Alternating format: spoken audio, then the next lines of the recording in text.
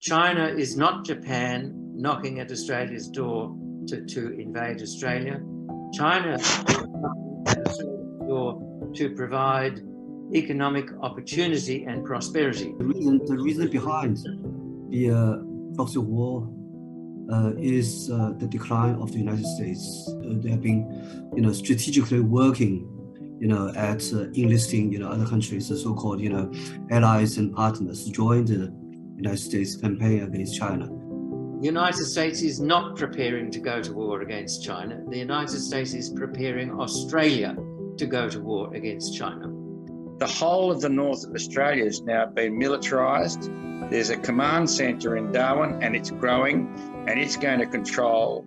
Welcome everyone to Global Times Forum on China-Australia ties.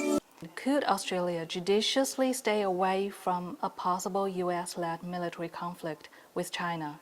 The integration of United States forces into the Australian Defence Force is a sign that the United States is going to implement its stated policy of confronting its nuclear-powered adversaries by proxy. The reason behind the proxy war is the decline of the United States.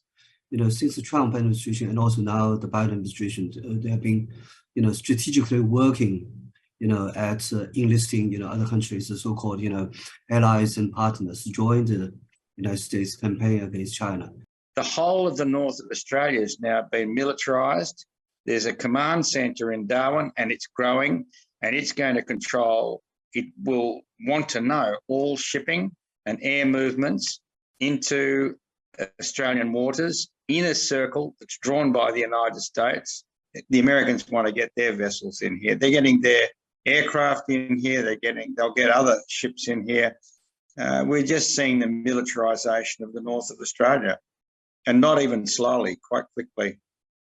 And that the United States would always stand by Australia because Australia has always stood by the United States in all of its conflicts all around the world, Vietnam, Iraq, Afghanistan, etc., etc. And it would be Australia who was at war, and that the United States was supporting Australia in this war. But that its own forces were not technically engaged in the war, which is exactly what they're doing in Ukraine. And what's happening now inside the Australian military is they have psychologically and mentally handed over to the Americans, to the United States. We bought 135 Abrams tanks, which apparently now Houston has decided we don't need, but nonetheless, who did decide that we needed 100? Who did decide that we needed 135 Abrams tanks? It was the American industrial military machine, and we just rubber stamped it at $3.5 billion. I mean, this is where we're at. We're not doing any of our own thinking, particularly in relation to these sorts of matters. Our military is really, really poorly led. We've had some very poor promotions to top leadership in Australia, and so they're just as susceptible to American pressure as the political process is.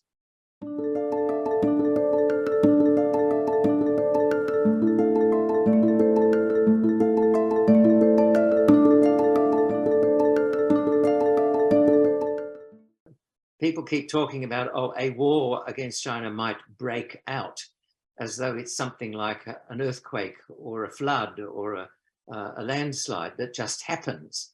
But war occurs by human agency, by decisions that are taken by humans.